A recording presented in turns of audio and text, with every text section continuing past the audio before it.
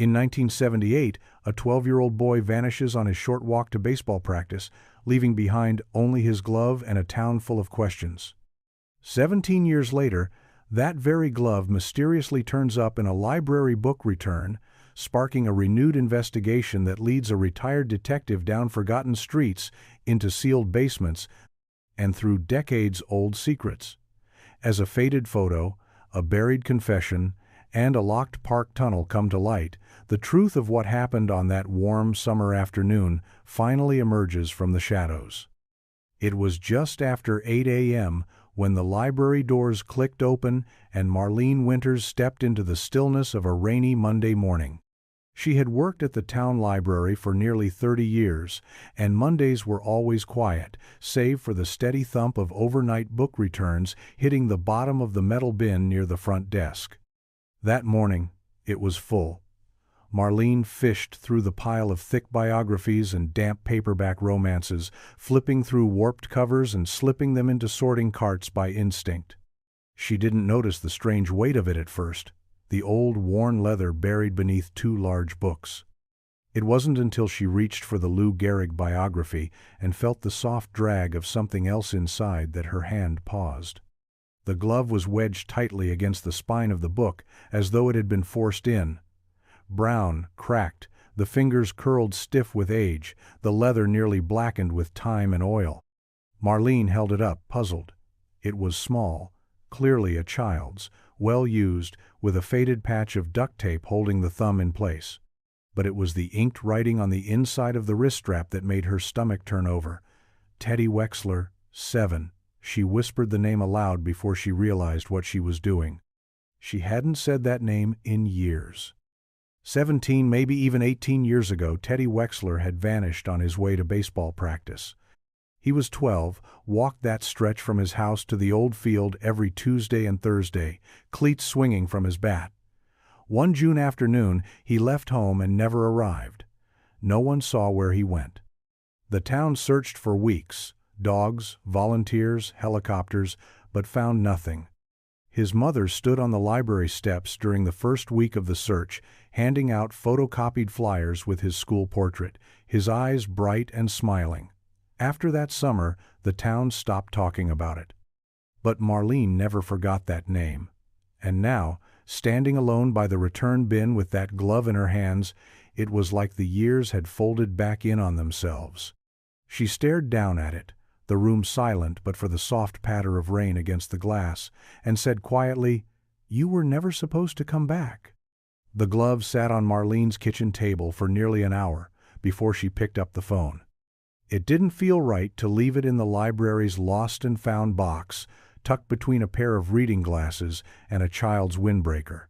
She had placed it on a folded dish towel, still damp from the rain, and made a pot of coffee she didn't drink.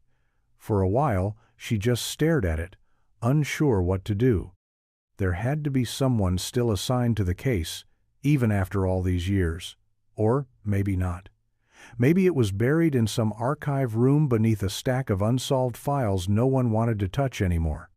The number for the police station was the same as it had been in the 70s. A younger voice answered, unfamiliar, and transferred her to someone in records. She explained what she'd found, slowly and carefully.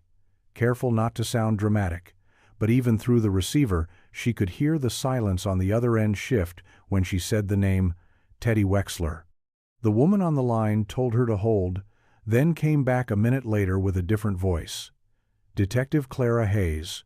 New to the department, but she'd taken interest in some of the older files, especially the Wexler case, said it never sat right with her. Clara arrived by noon, driving an unmarked sedan through sheets of light rain that hadn't let up all morning. She was in her 30s, efficient but kind, with a canvas bag slung over one shoulder and a notepad already half full. She didn't ask how Marlene had found the glove, she'd already been briefed. What she wanted to see was the writing. She leaned in close, squinting at the faded ink like she'd done this kind of thing before. Then she asked the question Marlene hadn't let herself say out loud. "You're sure this is the boy's name?" Marlene nodded, her voice tight. "He used to come in here sometimes after practice. Always had that glove on his belt loop.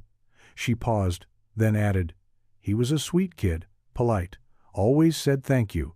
Clara turned the glove over once more, then carefully placed it in a plastic evidence sleeve. "Looks like we just reopened a case." In the summer of 1978, Teddy Wexler was just a kid with a bat on his shoulder and cleats slung over his wrist, walking the same sidewalk he always did on practice days. His house was on Maple Drive, tucked behind the post office, and the ball field sat across town next to the elementary school. It wasn't far, maybe 10 blocks, but it was enough space for something to happen. And on June 14th, something did. He left the house a little after 4, his mother watching from the front porch as he adjusted the straps of his backpack and waved with the hand that wasn't carrying his glove. She remembered that moment too clearly, the way he stepped off the curb and turned back one last time before disappearing down the road. There was nothing unusual about that day, nothing that screamed out in warning. The sky was clear, the sidewalks were dry. He never made it to the field. By 6, the coach called their home phone asking if Teddy was running late.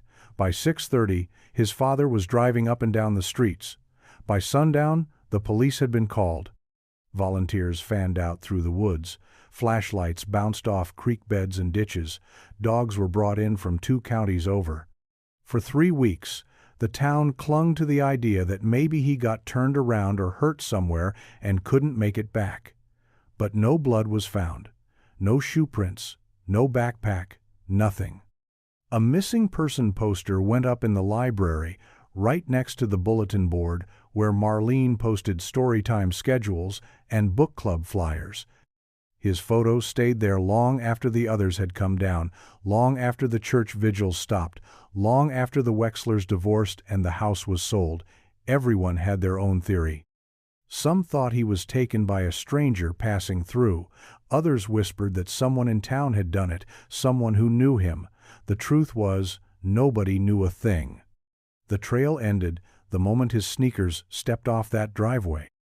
Now, nearly 2 decades later, his glove had reappeared with no note, no explanation, no fingerprints. Just the name scrawled in ink and a cold, unmistakable weight that said this case had never really gone away. It had just been waiting. Detective Clara Hayes drove back to the station in silence, the glove resting inside an evidence envelope on the passenger seat, like something fragile and alive. Rain still whispered across the windshield as the wipers slid back and forth in a slow, tired rhythm. She didn't know what she expected from the call that morning, but it wasn't this. Not a piece of a decades-old mystery dropped into a library return bin like a borrowed book finally brought back. At her desk, she pulled the Wexler file from archives, the edges of the cardboard box soft with age. The case had been dormant for years. The last entry, dated 1991, was a half-page memo noting the case had been recategorized as inactive pending new evidence. No leads, no suspects, no trail. She spread the documents out across her desk. Photos of Teddy, the missing poster, hand-drawn maps marking search perimeters that now looked meaningless. Each page carried a weight, a stillness. The handwriting on the back of the glove was compared with samples from his school records. Same curve to the capital T, same shaky S in Wexler. No doubt, it was his. But where had it been all this time? Who had held on to it, and why now? Clara flipped through the police notes from June of '78, searching for something, anything, that might connect the glove to someone other than the boy who wore it. She stopped on a name that had been circled in red ink. Everett Klein, local resident. Lived 3 blocks from the Wexlers. Interviewed twice during the original search. No known connection to Teddy, no arrest record, no vehicle at the time. But one line in the report caught her eye. Witness claims Klein often seen watching Little League practices from edge of park. She sat back. The hum of the fluorescent lights suddenly louder. It wasn't much. It might be nothing. But it was the first thread that hadn't already frayed to nothing. Clara made a note and tucked it into the updated case file. She didn't want to get ahead of herself, but she could feel the tension rising again. like something buried had just shifted underground. Something that wanted to be found. The Wexler case had always felt like a ghost hanging just beyond reach. Even people who hadn't lived in town back then knew the name. Teddy was the kind of kid who left a mark, not because he was loud or showy, but because he was kind. The sort of boy who held doors open, stayed late to help rake the infield, and always offered the last orange slice to someone else.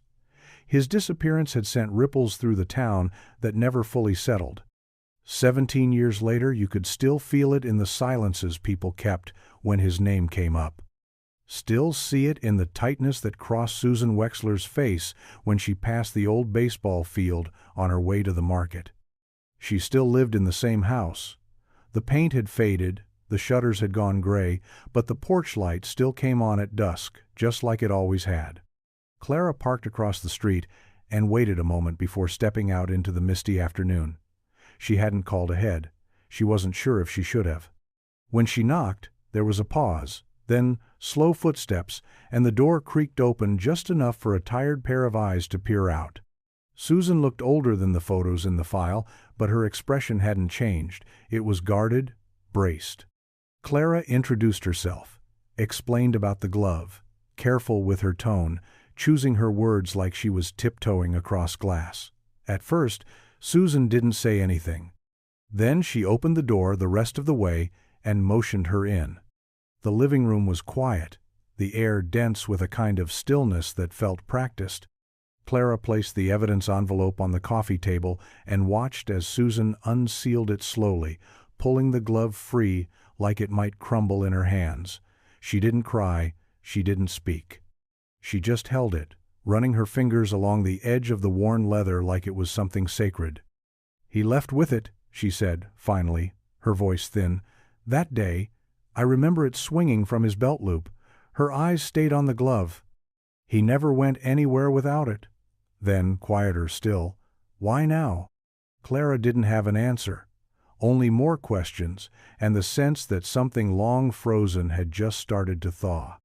The route Teddy took that afternoon hadn't changed much in 17 years. Clara walked it slowly, a folded map in hand, the original police search diagram traced faintly in blue ink. From the Wexler house, the sidewalk wound through a stretch of modest homes with sagging porches and chain-link fences. There was the corner store, still open, its front windows cluttered with old signs and a sun-bleached rack of lottery tickets. Across the street, the park's edge started, tall trees, cracked benches, and a narrow footpath leading into a patch of brush where kids used to cut through on their way to the ball field. She stopped there, near the rusted swing set that had long since been overtaken by weeds. This was the point where the line blurred. Neighbors said they saw him pass the store, said he nodded to Mr. Dolan, who sat out front shelling peanuts, said he was alone.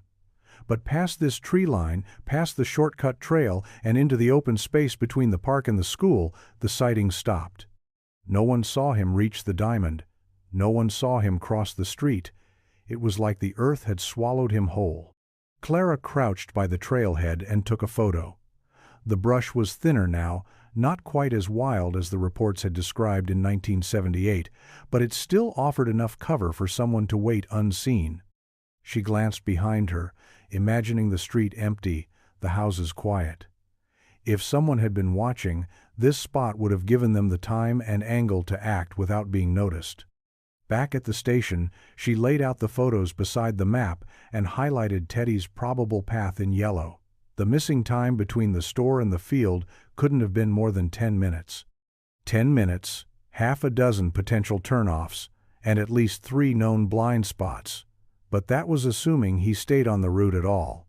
There were alleys, side yards, a wooded drainage ditch that ran parallel to the road behind the park, places a child might go if someone called him over, places where a glove could be taken. Clara circled the park trail in red and wrote one word next to it in the margin: "Start here." Mark Wexler had learned how to live around the hole his brother left behind. He was 16 when Teddy disappeared, old enough to feel the shift in his family like a house cracking at the foundation.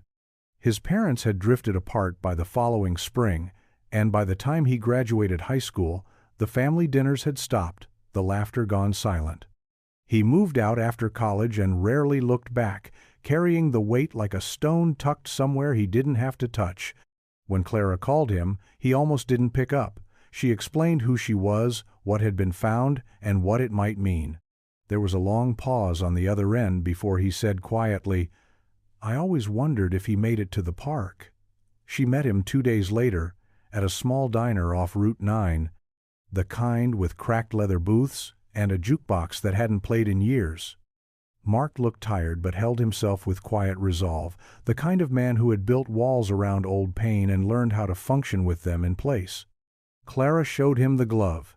He didn't touch it at first, just stared, his brow furrowed like he wasn't sure if it was real.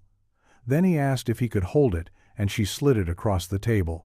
He turned it over in his hands, his thumb tracing the worn stitching near the wrist strap. "I gave him this," he said.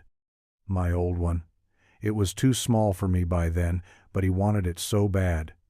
He managed a faint smile. "Said it would bring him luck." She asked about that day, what he remembered, anything that might have seemed out of place, anyone who paid too much attention. Mark's face darkened. He said there had been a man at one of the practices, weeks before Teddy vanished. Middle-aged, quiet, sat on a bench near the trees but never spoke to anyone, just watched. The coach asked him to move along eventually, but no one ever got his name. Clara pressed gently. Did he remember anything else? A vehicle? A hat? Anything distinct? Mark shook his head slowly. Only that Teddy didn't notice. He never saw danger in people. He paused, then looked her straight in the eye. But someone saw him. Someone was watching. The name Everett Kline had appeared twice in the original reports, once as a possible witness and again as a neighbor who claimed to have seen Teddy walking past his property that afternoon. There had been nothing tying him to the boy beyond that brief sighting, and at the time, the lead hadn't gone anywhere. He was quiet, lived alone, worked nights as a janitor for the middle school, and had no criminal record.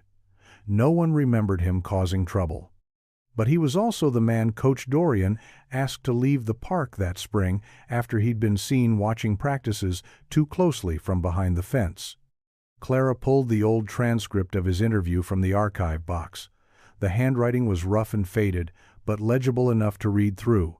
Kline claimed he had been trimming hedges when he saw Teddy pass by. Said the boy looked fine. Said he didn't stop. There was no follow-up interview, no search warrant. No one had checked his property. At the time, with dozens of other tips pouring in, he had simply faded into the noise. But now, 17 years later, the glove had surfaced just a few blocks from where Kline used to live. That house, boarded up after a fire 10 years ago, still sat on the corner of Hazel and 3rd, the roof sagging inward, the windows broken out long ago by weather and time. Clara stood outside the rusted gate, watching the breeze stir a thin curtain that hadn't been taken down. The property was empty, owned now by a development company that had yet to do anything with it. She made a call and got permission to go inside with an evidence tech in tow. The interior was worse than expected.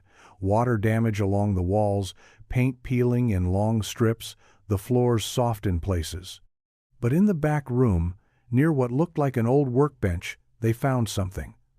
A stack of magazines dated 1978, folded open to Little League scores, a manila folder full of practice schedules. And underneath a loose floorboard, a Polaroid. It was faded and curled, the edges stuck to the wood from years of moisture. The photo showed a boy, mid-throw, a glove on his hand, just slightly too large for him. The name written on the back was smeared, but part of it remained, Exler. Clara felt her breath catch. This house had kept a secret, and it had just started talking. Clara stood in the empty room, the air thick with mildew and something colder that couldn't be named. The Polaroid sat on the evidence cloth, curling slightly at the edges, and she kept glancing back at it as the tech snapped photos of the floorboards and sealed the magazines into plastic sleeves.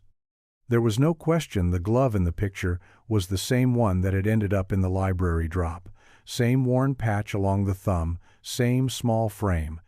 The boy's face wasn't clear, caught mid-motion, just enough blur to obscure the features, but it was the posture, the stance, the unmistakable looseness of youth that made her certain this wasn't just a photo of any child. This was Teddy. She scanned the rest of the room, noting every scrap and stain. The folders had been tucked beneath layers of dust, untouched for years. Nothing new had been added. This wasn't a place someone had returned to, it was a shrine, frozen in time, hidden under rotting floorboards and forgotten tools. Clara moved slowly, careful not to disturb what felt like a crime scene, finally willing to speak. In the corner, a small drawer hung off its rails. Inside it was a cassette tape in a cracked case, labeled only with the year 1978. No name, no title. Just the year Teddy vanished. Back at the station, she requested the old tape player from evidence storage, one of the few that hadn't been discarded. It took a minute for the machine to whir to life, the gears sluggish. When the tape began to play, the sound was faint and warbled, background noise at first. Wind, leaves, then footsteps crunching on gravel. A child's voice, distant and light, talking about something mundane. Baseball, maybe? He mentioned a glove. The word came through clearly, as if the tape had been waiting to be heard. Then silence. The second voice wasn't a child's. It was deeper, harder to hear, as if recorded farther from the microphone. But it said the boy's name. Not shouted, not yelled, spoken, calm, with familiarity. Teddy. Clara paused the tape and sat back. She hadn't expected sound, not after all these years. But there it was. A voice preserved in dust. A moment captured and hidden, tucked in a house that no one had entered in over a decade. And somewhere in that soft, haunting recording was the truth, just beneath the static. Clara listened to the tape 3 more times. Each passed through its hiss and crackle, revealing small fragments she hadn't caught the first time. The child's voice drifted in and out, rising with excitement when describing something, maybe a play he'd made, or a game he was looking forward to. Then came the pause, the sudden stillness, and the adult voice, quiet but unmistakable. It wasn't a stranger's tone. It was someone who knew the boy, or at least wanted him to feel like he was known. The way his name was spoken, calm and almost gentle, carried the weight of practiced ease, like it wasn't the first time. She had the techs isolate the audio and clean up what they could, but the recording was badly degraded. Still, that one moment remained intact. Teddy. A pause. Then something softer, muffled, unintelligible. After that, the sound of wind again, the crunch of footsteps fading.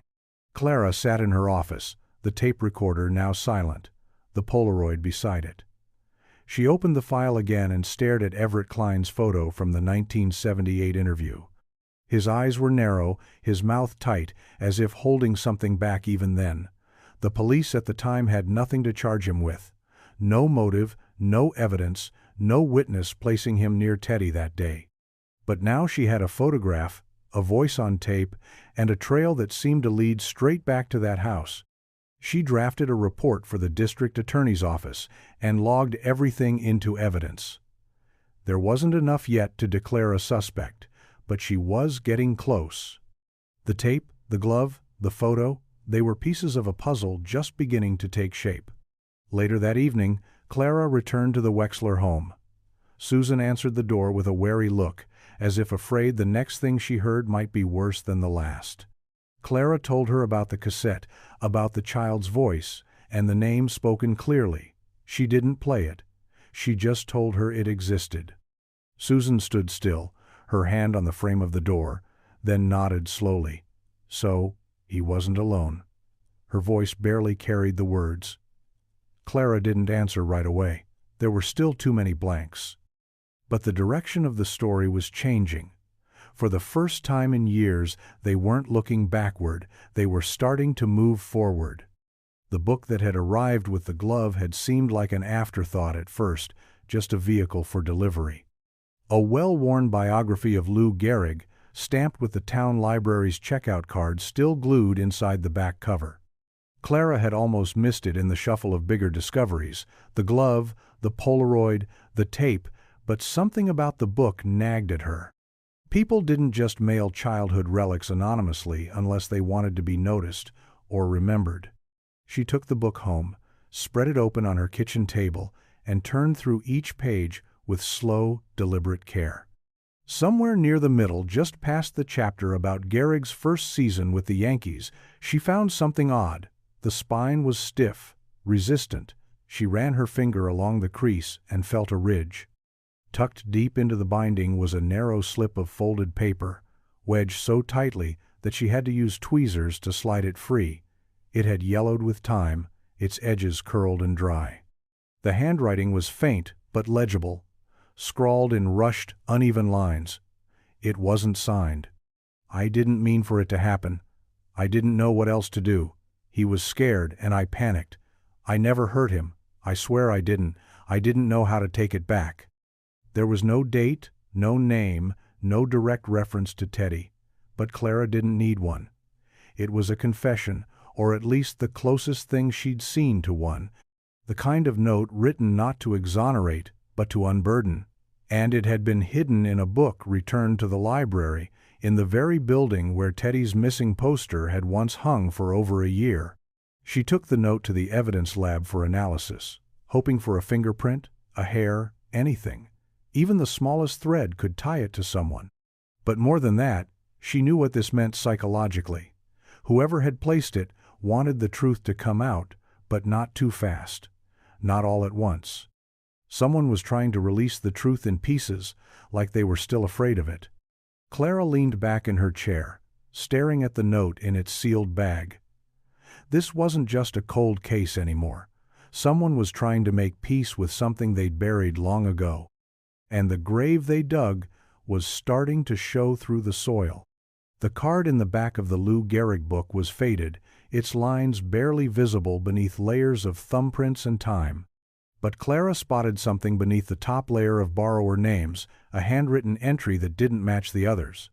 While most were in the familiar block letters of library users from the 1980s, this one was done in a careful script, almost too neat, with a different pen and darker ink.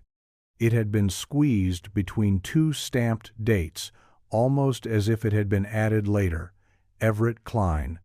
It was the first direct link tying him to the item left in the drop bin and possibly to the note inside. Clara stared at the handwriting, then pulled Klein's original interview documents from the file and placed them side by side. She wasn't a handwriting expert, but the similarities were hard to ignore. The loop on the lowercase l, the angle of the capital E, the precise way the numbers were written. It was enough to move him from background curiosity to central figure. And if the name was written recently, it meant someone had gone to the trouble of rechecking out the book just to return it in the most public way possible. She tracked down the library records, now half digitized, and found a name associated with that copy within the last year. Everett Klein had passed away 2 months earlier, which meant someone else had borrowed the book under his name. Either it was a relative or someone had accessed an old library card still in the system. The address listed was a small apartment above the former hardware store on Franklin Street. Clara went there the next morning. The building was quiet, the entryway cluttered with old mail and peeling paint. Apartment 3B was at the end of the hall, the door slightly ajar. Clara knocked, then pushed it open gently. The room inside was empty, furniture gone, carpet rolled up. But on the windowsill, facing the street, was another library book, its cover stiff with age and a thin piece of paper sticking out like a flag. She crossed the room slowly, heart picking up pace. The slip of paper read, "Look where they practiced. I never stopped watching. No signature, just those words, left behind like a breadcrumb." Whoever was behind this wanted the past uncovered, and they weren't finished yet. The Little League field had changed over the years, but only slightly. The bleachers were newer, the fence had been repainted, and someone had added a snack shed near third base, though it looked like it hadn't opened in a long time, but the bones of the place were the same. The diamond still sat nestled at the edge of the park, pressed up against a line of trees and scrub where the woods began to reclaim the edges. Clara walked the perimeter slowly, letting the feel of the place settle in. It was quiet, early in the day, with no one around but a pair of squirrels chasing each other across the grass. She paused at the third base line and looked toward the tree line. The note had said, "Look where they practiced." I never stopped watching. The wording wasn't casual, it was deliberate. Not, "I watched once," or "I saw him." It suggested time, routine, obsession. Someone had made a habit of being here, of observing without being seen. Clara crossed into the woods, moving through the brush in a slow arc behind the outfield. Less than 20 yards in, she found a small rise of earth and the remains of what looked like an old folding chair, collapsed and rusted, half buried in ivy. Behind it, a small clearing offered a perfect view of the entire field. She crouched and scanned the area. Candy wrappers, old bottle caps, fragments of glass from something long broken. But under the damp leaves was something more recent, a cigarette butt, not yet faded by sun or rain. She bagged it and marked the location. A few feet away, wedged between the roots of a tree, was a worn notebook. It was water-damaged, its pages curled and smudged, but some ink still clung to the paper. Inside were pages of observations, dates, times, lists of players, notes like, "7 fast throw to first," and "Mom waited in car today." Clara turned each page with growing unease. These weren't coaching notes or a parent's journal. They were written from a distance, with detachment, as if the writer had no connection to the people involved, only the ritual of watching. She closed the notebook carefully and stood. Whoever had been watching back then hadn't left it in the past. Someone had returned. Maybe they'd never left. Clara sat at her desk late into the evening, the field notes and photos spread out across the surface like puzzle pieces in mid-assembly. The journal from the woods was drying under a low fan, each warped page carefully numbered and copied. Every entry pointed to the same pattern: routine observation, an obsession with certain players, and detailed documentation of seemingly minor moments. But there was one entry that made her stop cold. June 13, 1978. The day before Teddy vanished, it read, 7 lingered behind, tied cleats twice, left 5 minutes late, took trail again, alone. It was too precise to ignore. Whoever had written this hadn't just watched from a distance, they'd tracked Teddy's habits down to the minute. Clara circled the entry and leaned back, trying to stitch together the timeline. The glove, the photo, the cassette, the note in the book. Now the journal. None of it screamed confession on its own, but together it formed a chilling picture, not of a single act of violence, but a long premeditation. Someone had built their world around that field, and Teddy had been at the center of it. She ran Everett Klein's name again through the town's archived property records. Something had been bothering her. The apartment where the second note was found had never been listed in his name. But 3 years after Teddy disappeared, a lease was opened under a different name, Richard Elwood. No known relatives, no credit history. The handwriting on the lease matched the journal. She pulled Klein's employment file from the school board archives. A reference letter had been signed by a former custodian named Elwood. It was enough to send a request for a background check. What came back tightened her chest. Richard Elwood had died 6 weeks earlier in a care home 2 towns over. No known family, cremated. The building where the second book had been left was just a block from where he'd once lived. Clara read the full report again and caught something that hadn't jumped out the first time. A box of personal items had been donated to a thrift store on the day of his death. Clara grabbed her coat and keys without hesitation.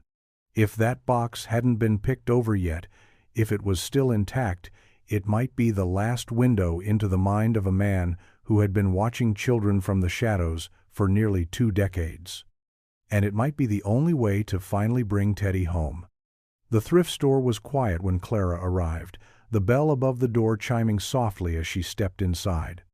A woman at the register looked up from a pricing gun and offered a tired smile, but Clara moved straight to the back where donations were sorted. She introduced herself, showed her badge, and asked about a box dropped off 6 weeks earlier from the Pinecrest care home. The woman's expression changed instantly. She remembered the box. It had been strange, filled with old paper, cassettes, and what she called creepy notebooks. Most of it hadn't gone to the floor. It was still in the back. Clara followed her through a curtain behind the racks of vintage coats and dusty cookware into a cramped room stacked with cardboard. The box was on a shelf, labeled with the care home's name and the date it arrived. Clara opened it slowly. Inside were several more notebooks like the one found behind the field, a handful of unlabeled tapes, and a cracked Polaroid camera with a roll of undeveloped film still inside. She bagged everything and returned to the station, each item catalogued and photographed. The notebooks were more of the same. Obsessive lists of children, practice schedules, descriptions of movements and expressions. But in the back of one, written in a different kind of ink and hand, was a page torn from a ledger. It read like a summary, like someone trying to put order to years of chaos. He trusted me. I gave him a ride. I thought he'd be fine, but he cried. He wanted to go home. I didn't hurt him. I swear I didn't, but I couldn't let him go, not after that. Clara closed the book slowly, the edges of her fingers going numb. This wasn't just a case of watching from a distance anymore. This was contact. This was control. The words weren't defensive. They were confessional, tired, guilt-ridden. Whoever wrote them had spent years circling the truth but never quite stepping into it. Until now. She placed the page alongside the photo, the cassette, the notes, and the glove. One by one, they formed a chain that stretched across 17 years. It wasn't enough yet for an indictment. But it was no longer just a mystery. It was a story being told from the grave, one haunting breadcrumb at a time. Clara sat with the latest journal on her lap, flipping through pages with hands that had started to feel the strain of carrying too much. Each entry had weight, not because of what was said directly, but because of what hovered between the lines. There was never a clear admission, no outright mention of Teddy's name. Just initials, code-like phrases, and observations masked as memories. But they all pointed in the same direction, a pattern of fixation, shame, and something that had festered too long in silence. She took the film roll from the cracked camera to a private lab, one she trusted with sensitive material. The technician didn't say much as he handed her the envelope 2 days later, but his eyes told her it was something he hadn't expected. Inside were 6 photos. 5 were indistinct, trees, a fence, the back of a boy running. But the 6th showed a child sitting cross-legged in what looked like a shed or a small storage room, the light falling across his face in slanted beams. His expression wasn't scared, but uncertain. The photo wasn't dated, but the glove was on his hand. Clara stared at it, her heart pacing in slow, heavy beats. She traced the background in the image, tools hanging behind the boy, a cracked window to the left, the bottom edge of what looked like a camp chair. It wasn't a house, it was something else, a shelter. Maybe even a park building. Clara contacted the Parks Department, asking for maps and maintenance logs dating back to the 70s. Most records had been discarded, but one man remembered an old storage shed near the edge of Kingswell Park, sealed off in the early 80s after it was vandalized. It had been used to store hoses, chalk, and fencing gear during Little League season. She visited the site that afternoon. The shed was still standing, half swallowed by overgrowth, its lock rusted shut and hanging askew. Clara pried open the door. Inside, dust hung in the light like smoke. Everything had been stripped, no tools, no boxes, but on the far wall, etched faintly into the wood with something sharp, were 2 letters, T.W. It wasn't proof, but it was presence. For the first time since 1978, they had found where he had been. The story was getting closer to the day it all went quiet. The shed stood like a forgotten witness, wrapped in vines and the thick silence of years that had passed without answers. Clara stepped back from the etched initials and took a slow breath, letting the moment settle. She didn't need confirmation from anyone. Those letters, carved by a child's unsure hand, were as honest as any report. Teddy had been here, long enough to leave a mark.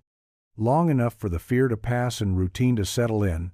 That was the part she couldn't stop thinking about, the fact that the photo showed calm, not panic. It meant he hadn't been taken and killed quickly.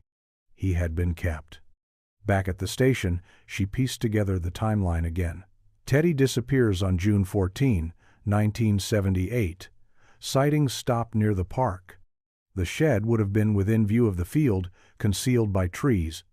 Everett Klein, or Elwood, as he had signed his later lease, lived just 4 blocks away. The journal entries, the photographs, the taped confession, it all pointed toward control, not chaos. Someone who planned, who watched, who found a place close enough to stay hidden but near enough to keep feeling connected. She called Susan Wexler to give an update, not because protocol demanded it, but because she owed her the truth, in fragments or whole. Susan didn't say much, as Clara described the location, the etchings, the photo. There was a long pause after she finished, and then Susan said softly, "He would have scratched his name. He always did that. Every school desk, every lunchbox. He wanted people to know he was there."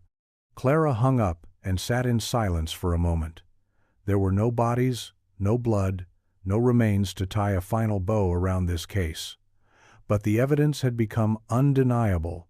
Teddy had been taken to that shed. He had been kept there, and someone had watched it all unfold from behind the mask of a quiet neighbor, from a folding chair just inside the tree line. There were still questions, too many to ignore, but the outline was finally taking shape. This wasn't about a boy who vanished without a trace. It was about a man who made sure those traces were left just out of reach, until now. The past hadn't just surfaced, it was starting to speak. Clara returned to the shed 2 days later with a forensics team and a Parks Department key that no longer worked.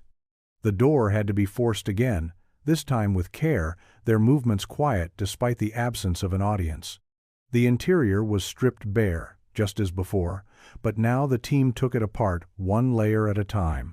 They brushed dirt from the floorboards, scanned the walls with ultraviolet light, and vacuumed the corners for trace fibers. It wasn't much, but in cases this old, even the faintest residue could speak volumes.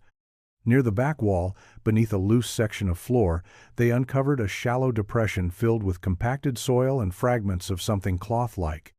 The fabric was brittle, earth-stained, but clearly once part of a shirt or towel. Alongside it was a short length of nylon cord, frayed at both ends. Clara didn't say anything as the team worked. She watched, her arms folded tight, stomach hollowing out in the way it always did when something important started to surface. Back at the lab, they confirmed the fibers were consistent with 1970s cotton athletic wear, common enough but still useful. One fragment tested positive for blood, too degraded for typing yet, but present. Clara logged every item, scanned every form, and attached it all to the steadily growing case file with a weight that grew heavier by the hour. She played the cassette again late that night, listening not for words but for space. A small metallic clink in the background caught her ear. She replayed it, isolating the sound. It matched the squeak of the shed's door hinge. She knew it now, like a signature. It confirmed the recording had been made inside that space. The voice, the boy, the moment, all of it had happened in that hidden place, just yards from where the town's children had played baseball and chased foul balls into the woods without ever knowing what was waiting a few steps beyond the outfield. Clara leaned back, eyes on the ceiling, letting the sound play once more in the darkness. There was no denying it anymore. Teddy Wexler had been kept alive, if only for a time. And the place he had been hidden had never been far from sight. The real question now was how long he'd stayed there and whether someone else had helped make him disappear for good. The next morning, Clara drove out to the edge of town, where the old high school baseball coach, Hal Dorian, now lived. His house sat at the end of a gravel lane, tucked beneath a pair of gnarled oaks, paint peeling in long strips from the siding. He was in his 70s now, long retired, with a bad hip and a memory that flickered in and out depending on the day. But his connection to the field, to the kids who once played there, was still solid in his mind. He met her at the door with a cane in one hand and a look of quiet concern. Clara explained why she had come, told him the case had been reopened, that new evidence had surfaced. His eyes dimmed a little at the mention of Teddy's name. He invited her in, sat carefully on a chair by the window, and gestured for her to ask whatever she needed. She started with Everett Klein. Hal squinted, thinking, then nodded slowly. "That one?" he muttered. "Yeah, I remember him. Used to hang around near the benches. Didn't talk to anyone, just sat and watched." Clara asked if he'd ever spoken to him directly. He gave a slow shrug. "Told him once to move along. Parents were nervous. Didn't want someone like that hanging around when the kids were getting changed or tossing gear in the back shed." That word again, shed. Clara asked if it had ever been checked. Back then, had anyone searched it when Teddy went missing? Hal frowned, then shook his head. "No one thought of it, I guess. It was locked. Just storage. We all figured he got grabbed somewhere along the trail. Never occurred to us to look right there." Clara leaned forward, voice low. "What about after? Did he ever come back?" Hal was quiet for a long moment. Then he nodded. "Once, maybe 2 weeks after the boy disappeared, sat by the fence again, didn't say a word, just watched the field like nothing had changed." It hit Clara like a cold wind. Whoever had taken Teddy hadn't fled. He'd returned, unbothered, certain no one would see him for who he really was. And the worst part was, no one had. Not then. Not for 17 years. The final threads of the case began to pull tighter, each new piece circling back to a place Clara now knew too well. The shed, the journal entries, the recovered tape, all of it formed a pattern that pointed not to a moment of chaos, but a carefully managed disappearance that had gone unnoticed in plain sight. Still, one question refused to settle. If Teddy had been held there, and if the evidence suggested he'd survived for some time after being taken, what happened next? The timeline remained fractured. There was a gap between the last known moment in the shed and the years that followed, where the trail went cold. That gap narrowed when the forensic team finished analyzing the most damaged of the notebooks. Water-stained and nearly illegible in places, the ink had bled across pages, making most of it difficult to decipher. But under infrared light, one line stood out near the back. It was dated 3 months after Teddy vanished. Moved him. Too many people around. Took the trail to the culvert. Quiet now. The culvert. Clara searched the town records and found mention of an old drainage structure that used to cut beneath the far edge of Kingswell Park, leading out toward the train yard. It had been closed off in the early 80s after repeated flooding, and over time it had been buried by vegetation and forgotten. No one had checked it. There had never been a reason to. She visited the site that afternoon. It took time to find the entrance, now covered in thick brush and partly collapsed with dirt. But the opening was still there, just enough space for a child to fit through. With a flashlight and backup close behind, Clara crawled in. The air inside was dense and stale, the walls slick with time. About 20 feet in, they found what was left, a patch of disturbed earth, scraps of fabric, and a rusted thermos buried beneath a layer of gravel and mold. The initials, T.W., had been scratched faintly into the metal. She stepped back, heart tight, knowing the truth had finally taken shape. Teddy hadn't just vanished. He had been moved like something someone wanted to hide forever. And now, after 17 years, the ground was finally giving him back. The lab confirmed what Clara already suspected. The blood traces found on the fabric in the culvert matched the Wexler family's DNA profile. There was no longer any question. Teddy had been taken, held in the shed for days or weeks, maybe longer, then moved out of sight when the risk of discovery became too great. The culvert had been his final hiding place. Clara stared at the results in the quiet of her office, the report still warm from the printer. There was no comfort in being right, Only the grim ache of knowing a family's nightmare had been real all along. She met with Susan Wexler later that afternoon. The conversation was quiet, measured, as if both women understood that some truths land heavier when spoken aloud. Clara didn't show her the crime scene photos. She didn't need to. She simply placed the thermos on the table between them, the faint initials still visible in the scratched metal. Susan reached for it slowly, running her thumb across the curve of the W. Her voice didn't shake, but her eyes did. He used to fill it with lemonade and insist on carrying it himself, said it made him feel older. She didn't cry. She just sat with the thermos in her hands, holding the last piece of her son that time hadn't erased. Clara left the house with a promise. The case would remain open until every name, every action, every unanswered question was accounted for. There would be no quiet shelving, no fading into another forgotten file. Teddy's story wasn't over. It had just gone unheard for far too long. Back at the station, she pulled out the photo found in the shed. The one where Teddy sat in that strange, cold light, looking toward the camera like he didn't quite know what it all meant. It wasn't just evidence anymore. It was a record of survival. For however long he had endured in that space, he had remained himself, quiet, trusting, brave in the face of something no child should ever have to endure. There were still threads to chase, still shadows that hadn't yet lifted, but the silence had broken. And for the first time in years, the truth had a voice. Clara returned to the box of notebooks one last time. She had flipped through them more times than she could count, but now, with everything they'd uncovered, her eyes caught details she hadn't seen before. The writing in the final book shifted near the end. The language lost its precision, the neat lettering slumped into uneven scrawls. The last 10 pages were more confessional than observational. They weren't notes on others, they were fragments of someone unraveling, trying to understand himself after a life spent watching from the margins. One page stood out. The ink had bled, but the words were still legible. The boy was kind, too kind. He didn't fight me. That's what broke me. I couldn't look at him without thinking he saw me.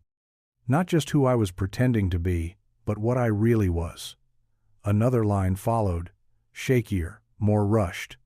When he stopped talking, I thought maybe it was over, but it never was. Not even after I moved him. I carried it with me. Every day, the entries painted the picture of someone who had buried what he'd done beneath layers of ritual, of control, of imagined justification. There was no name signed, no clear moment of ownership, but the patterns were undeniable. And then Clara turned to the very last page. A torn corner of lined paper with a line written in pencil, barely pressed into the surface. He is still there. They never looked deep enough. It was dated 6 weeks before the glove appeared at the library. Clara called for one final search of the culvert area, this time with ground-penetrating radar. The team moved inch by inch, scanning beneath the earth until 27 feet beyond the patch they had already uncovered. The machine lit up with irregular shapes. They dug carefully, layer by layer, until the unmistakable edges of a child's shoe began to surface. It wasn't just a hiding place.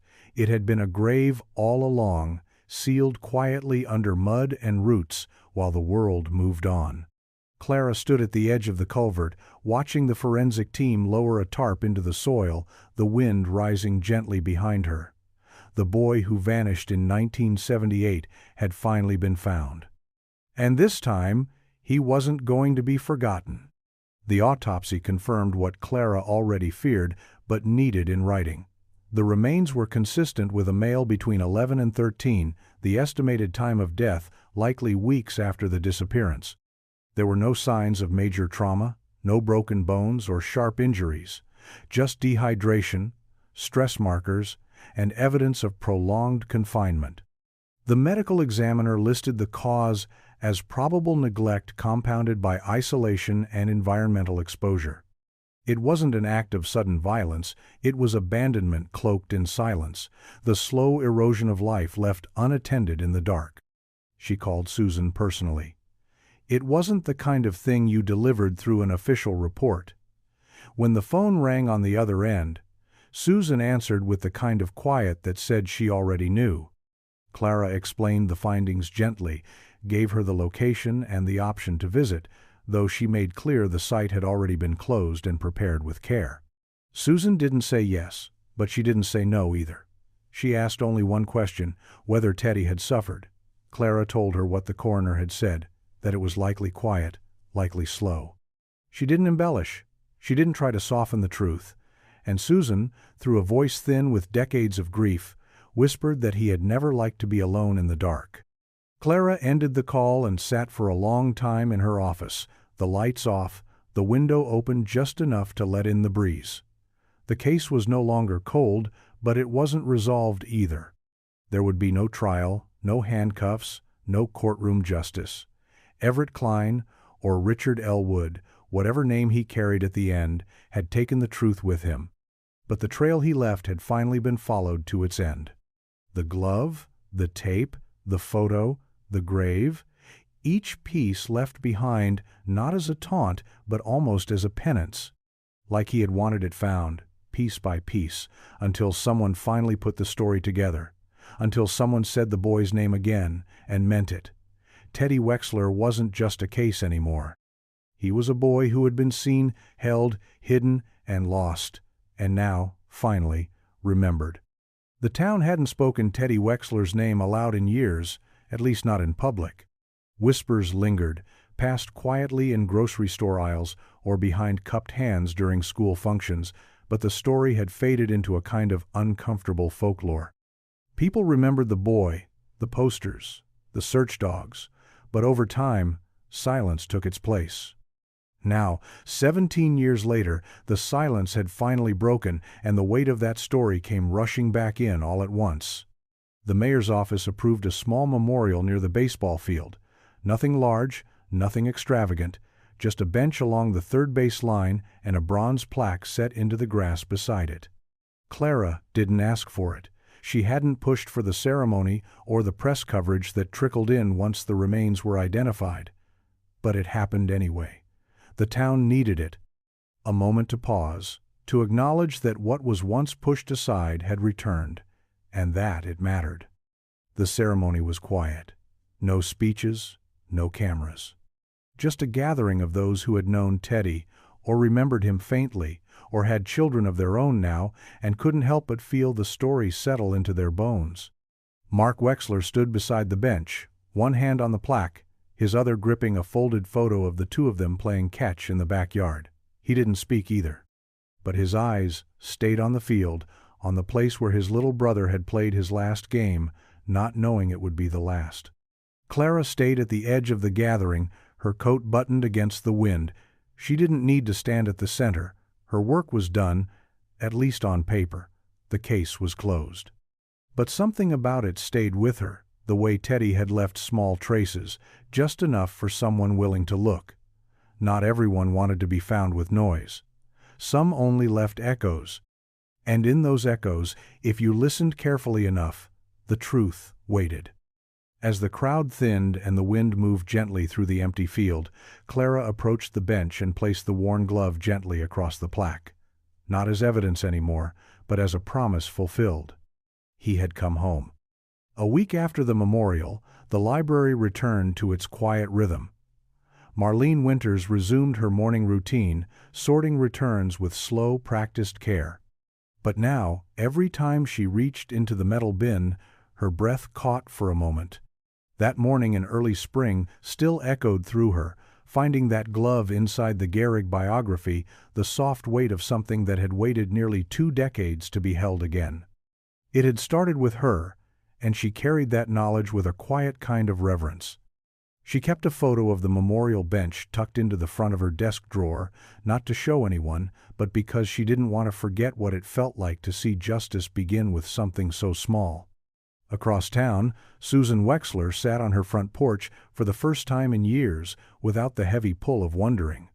Her son's face still lived in every corner of the house, in the framed photos and the soft scrape of the back door when the wind caught it just right. But now, there was an answer. Not the one she had prayed for, not the one she'd clung to in those early sleepless months, but an answer all the same. She visited the field some mornings, just to sit and listen. The bench faced the infield, and when the sun hit it right, the grass glowed like it had when Teddy played his last game. She liked to think he would have smiled at the sight of it. Clara boxed up the final pieces of the case slowly, labeling every folder, sealing every photo and cassette and torn journal page into clear evidence sleeves. Not to be locked away and forgotten again, but to remain ready, available, in case anyone ever needed to know how far a name, a glove, and a quiet voice could carry. She placed the finished file in the cabinet and closed the drawer gently. In the end, it hadn't been about chasing down monsters or breaking a headline. It had been about a boy, one who had trusted the wrong person but left behind a trail for someone to follow, and someone finally had. A child who vanished on a walk to practice had made it all the way back, through time, through silence, through every shadow that tried to keep him hidden.